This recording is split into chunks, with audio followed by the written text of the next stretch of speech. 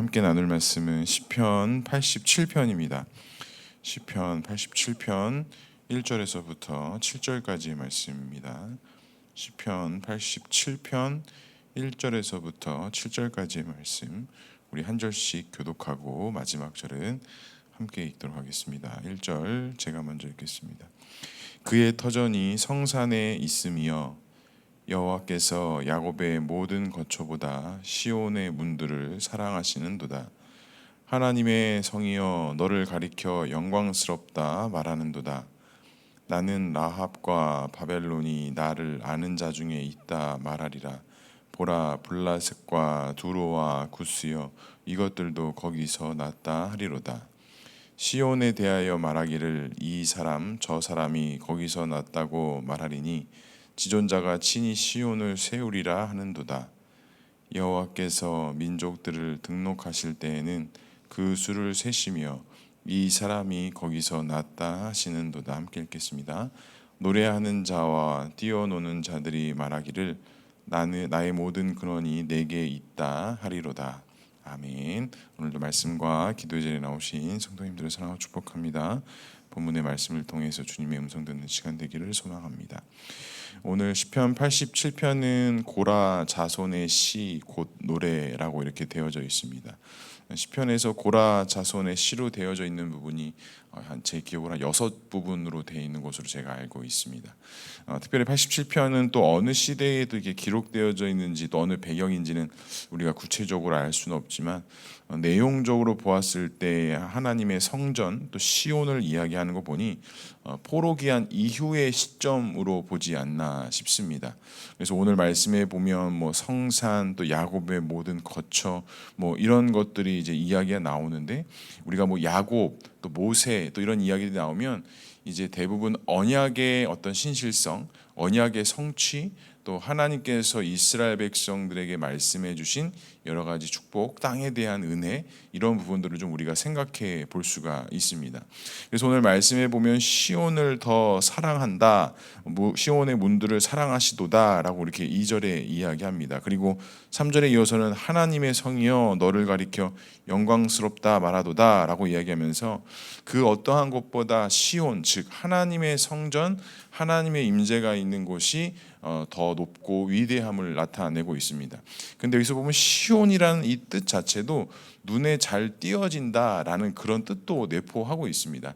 다시 말하자면 시온의 문을 중심으로 이루어질 하나님의 구원, 하나님의 섭리, 또 하나님의 임재를 우리가 이야기할 수 있고 주변 지역보다 높은 지역에 그 중에서도 더 잘 보이는 곳에 있었던 이 하나님의 성전 시온이 하나님의 영광스러운 은혜 가운데 있다라는 것을 우리가 시편 기자의 고백을 통해서 알 수 있습니다. 그리고 이 시온이라는 곳이 이제 이 다윗이 이곳으로 언약궤를 옮겨놓은 이후 솔로몬이 예루살렘 성전을 짓게 되면서 시온 성전 또 성전 하나님의 임재 뭐 이런 것들이 사실 완성되고 하나님의 역사가 이어지는 부분으로 등장을 합니다.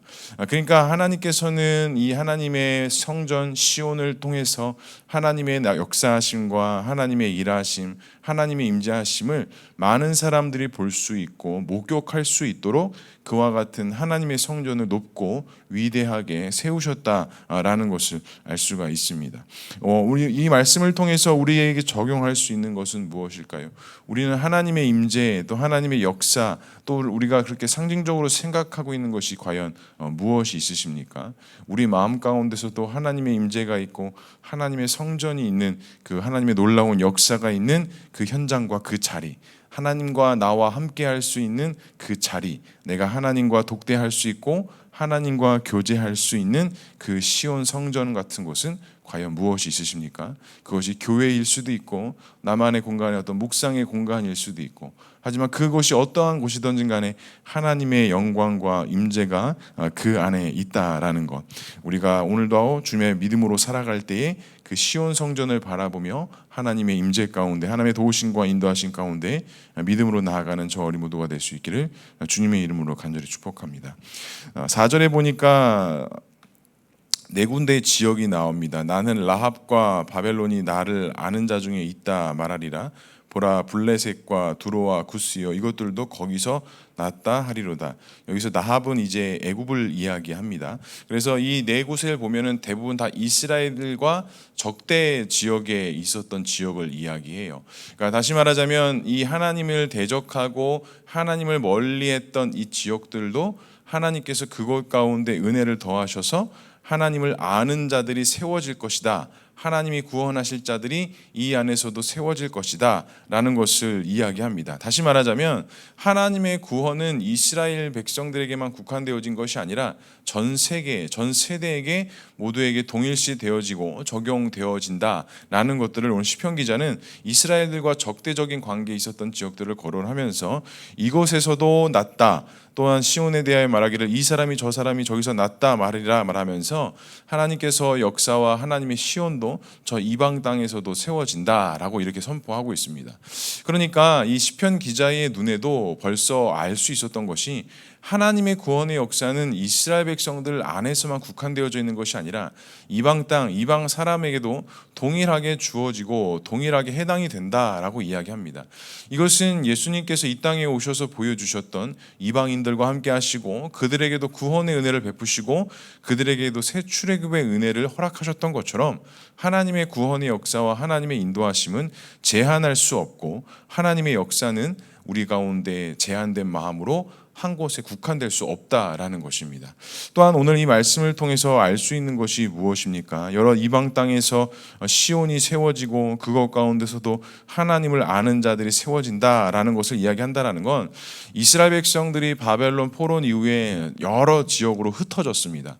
그리고 그들이 다시 포로 귀환하면서 다시 한번 하나님의 성전이 세워지고 무너진 성벽들이 세워지는데 이스라엘 백성들이 애굽에서 종살이하고 또 포로 시대에 여러 나라에 흩어져서 살아간 것, 또 초대교회 성도들이 복음의 핍박을 통하여서 유럽 전 지역으로 퍼져났던 것, 이런 것들이 어떻게 보면 이스라엘 백성들의 무지, 그들의 믿음 없음으로 보여질지 모르나 우리가 잘 역사를 통해서 알 수 있는 것은 그렇게 흩어진 이스라엘 백성을 통해서 하나님께서 하신 일은 무엇이냐? 하나님이 누구이신지, 하나님이 어떠한 분이신지 그렇게 흩어졌던 이스라엘 백성들을 통해서 전 세계 만국들이 알게 하셨다라는 것입니다.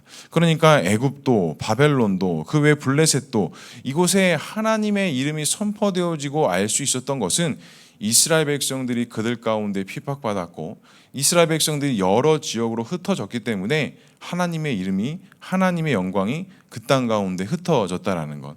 제가 자주 말씀드렸듯이 초대교회 성도들 역시도 복음의 핍박을 통하여서 유럽 전적으로 퍼져나는 것을 통해 그들이 믿음 없음으로 도망간 모습처럼 보이지만 하나님께서는 그 모습을 통해서도 하나님의 이름이, 예수 그리스도의 이름이, 예수 그리스도의 보혈의 능력이 전 지역에 흩어지고 퍼져나가는 놀라운 선교의 역사, 전도의 역사로 삼으셨다라는 것입니다.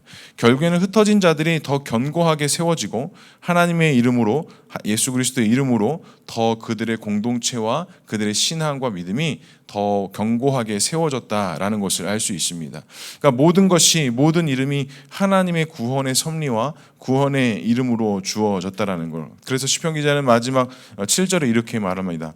노래하는 자와 뛰어노는 자들이 말하기를 나의 모든 근원이 내게 있다 하리로다라고 하면서 모든 능력과 모든 것이 하나님의 은혜 속에서 있는 그 은혜 아래에 있음을 분명히 고백하고 있습니다. 사랑하는 성도 여러분, 우리에게 있어서의 하나님의 은혜가 무엇입니까? 우리가 하나님의 자녀로 세워지고 또 하나님의 자녀로 이 땅 가운데에서 살아갈 수 있는 귀한 은혜를 주시는 것은 하나님의 영광을 나타내고 예수 그리스도의 이름을 드러내고 나타내는 것입니다. 우리에게 고난과 역경이 있다라는 것, 마치 우리가 매일매일 쓰러지고 매일매일 엎어지는 것 같은 그런 삶을 사는 이유도 다른 것에 있는 것이 아니라 이 모든 것을 통해서 하나님의 역사를 나타내고자 합니다라는 사실을 우리는 반드시 기억해야 한다는 것입니다.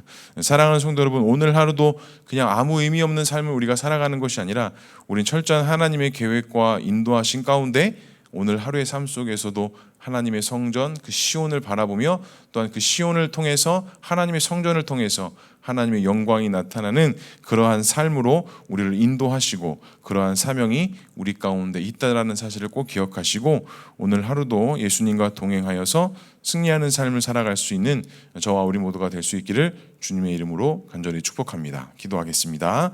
사랑과 은혜가 충만하신 하나님 아버지, 오늘도 우리를 사랑하시고 우리를 인도해 주셔서 주의 전으로 나와 기도하게 하시고 말씀 앞에 서게 하시니 주님 감사합니다.